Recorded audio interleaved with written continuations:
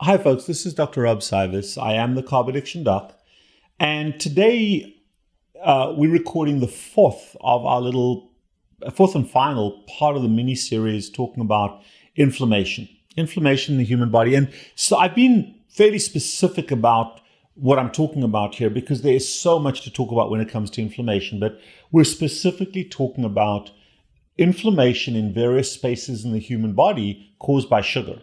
So the way I look at the places where, not sugar, but chronic excessive amounts of sugar causes damage. Because remember, sugar belongs everywhere in the human body, but not in excessive amounts. Those numbers should be very tightly regulated at a low number. But they can cause damage in the intestine, they can cause damage in the blood vascular space, they can cause damage in the interstitial space. And today, we're going to explore where sugar can cause damage inside of cells. So, sugar is toxic in any space it occupies in excess. Now, sugar is necessary in all four of the spaces in the human body as it transitions across. And let's, for simplicity's sake, look at the blood vessels and the cells.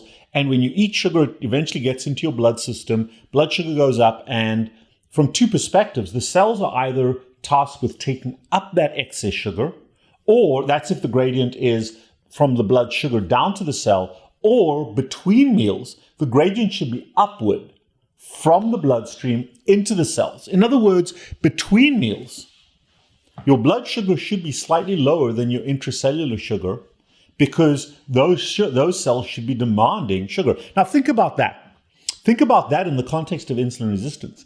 In insulin resistance, your blood sugar remains elevated whether you fasted or fed. So the gradient is always down. What should be happening is during and shortly after a meal, the gradient should be up. And then after a meal, between meals, the gradient should be down. And that's where the liver should be producing sugar to support that gradient. And actually, the gradient should be fairly flat. It should do this. But instead, we've got this for most people with diabetes and insulin resistance. That's what insulin resistance is a permanent gradient that looks like this instead of one that fluctuates. So the first thing that happens as sugar gets, as the gradient is very steep from blood sugar into the cells, there is a receptor on the wall of the cells that get produced by the cells in the cell membrane. The cells don't have a wall, but in the membrane. And it's called the insulin receptor. And the insulin receptor gets occupied by insulin and opens up, and kind of think of it opening this channel, almost like Moses stomping his staff on the Red Sea and opening up the floodgates so that sugar can flow into the cell. That's basically what insulin does, is it opens channels, it opens gates for sugar to enter into the cell very easily, down gradient and up gradient. Up gradient. Sugar can actually get into the cell down gradient without the use of insulin. And then up gradient between meals. So what the cells do when they've got this incoming tsunami of sugar, oh my God, it's just flushing in, the only thing they can really do is to shut the front door, change the locks, and throw away the key. They phosphorylate or downregulate that insulin receptor so that insulin no longer works. And that backs sugar up into the bloodstream. Your blood sugar goes up, and we call that diabetes. That's from a different talk. That is the inflammation of the intravascular space. But if you can produce a huge amount of insulin, there's always going to be a few receptors that are still working. So the pancreas says, no, dude, screw you. You've closed most of the front doors, but I got a back door here, and you produce massive amounts of insulin, hyperinsulinemia, that forces that sugar into the cells. And when you force large amounts of sugar into the cells spin their wheels, and the mitochondria are really working very, very hard to use that sugar up as energy. But there's a cap, there's a peak of energy production. And you create all these futile cycles where, like riding a stationary bike, instead of riding like a bicycle on the road, you're spinning away and going nowhere. That's the idiocy of using, in my opinion, an exercise bicycle. I can't afford and have no interest in the Peloton, folks. I got a bicycle. I go places. Be that as it may, futile cycles are what the human body uses to spin off this energy, but even that gets old. And even that can damage the cells, mitochondrial damage, cytosolic damage. But what also happens, certain cells, muscle cells, liver cells, can store some of that sugar as glycogen. But even those glycogen stores get full. Most cells, except for the liver cells and the fat cells, most cells cannot turn sugar into fat. It's called de novo lipogenesis, DNL. Most cells do not have that capacity. So now they're screwed. All the sugar is coming into the cells. What the hell do they do with it? Your intracellular sugar goes up and multiple inflammatory problems happen. First of all, that sugar attaches to this fine fiber, almost like silk. Think of walking into a room that's been quiet for a long time, and you've got this cobweb system. It's called the cytosolic skeleton, or the intracellular microfibril skeleton. It's a little skeleton that gives cells their shape. For example, endothelial cells who are nice and flat, that is an active process whereby microfilaments, vimectin and actin, keep that cell that way. A normal cell is round.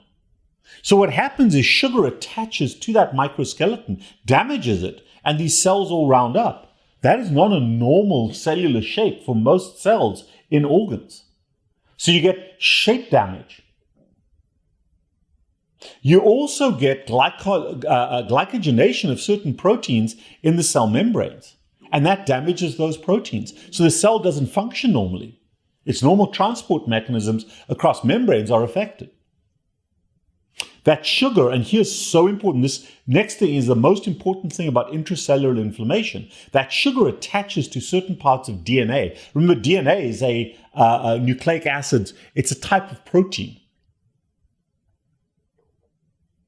And that nucleic acid, RNA and DNA, gets glycogenated, and it affects the function of your genes. And there are certain genes that are regulatory genes that program cell death, that program certain cell functions. And when they get affected and they get damaged, for example, in the breast, there are certain regulatory genes that govern breast cell division. It's like an off switch that is always on. The off switch is always on. And when that gets glycogenated, it doesn't work. So now you've got an on switch. And those cells are just reproducing and reproducing. And when cells reproduce without stopping point, we call that cancer. So in my lifetime as a medical student, breast cancer was extremely rare. Now 1 in 9 women are going to get breast cancer. And the primary thing that's changed is the amount of sugar in our diet that directly affects the genes of breast cancer cells. Think about that. There are a number of people around the world using a ketogenic diet when people are on chemotherapy for breast cancer, and they reduce recurrence rates. Well, why not reduce the risk of breast cancer by going ketogenic before you have it? In fact, what's very interesting, Gary Taubes, who's an author that most of you know, was talking about this in a little group that I'm in.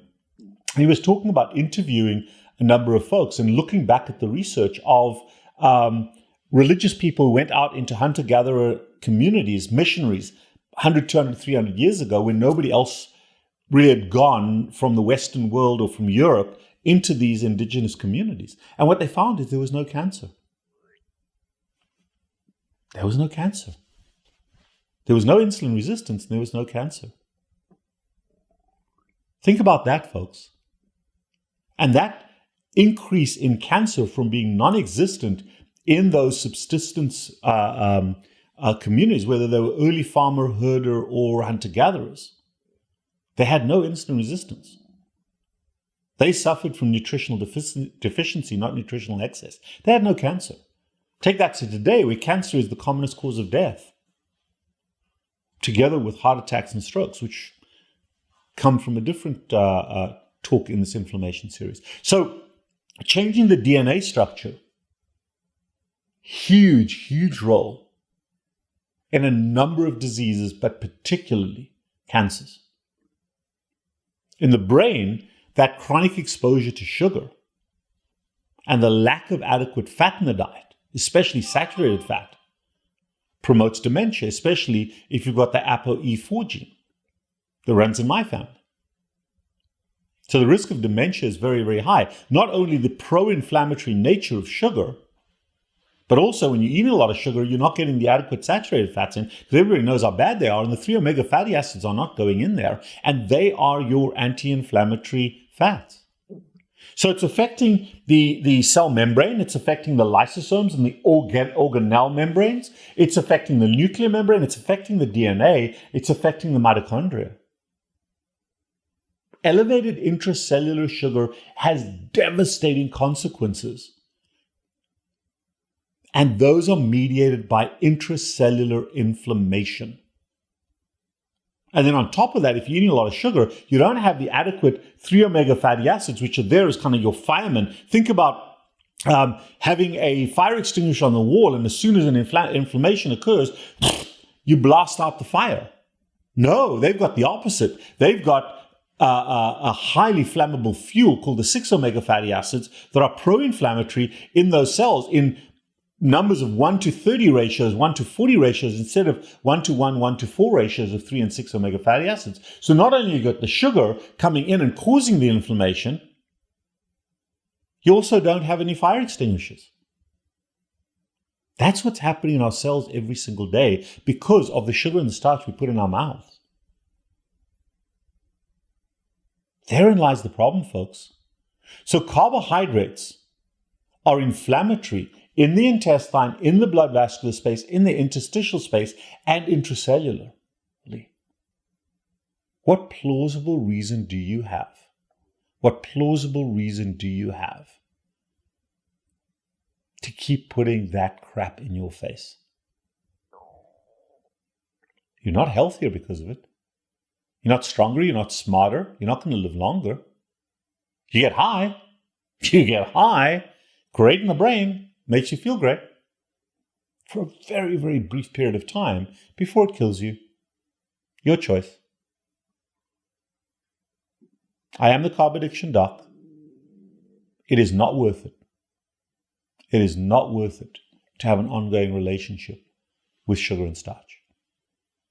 Your choice. I am the Carb Addiction Doc. If you wish for a consult, give me a shout. 561-517-0642. Text or call. And if you'd like to leave a donation, if there's any value to this, PayPal is probably the best way, robert@jackschildren.com on PayPal, or our Patreon account is CarbAddictionDoc. These videos are put on free because of that income. It doesn't come to me. I earn my money from being a doctor. I am the Carb Addiction Doc. I hope this helps. Take care till next time.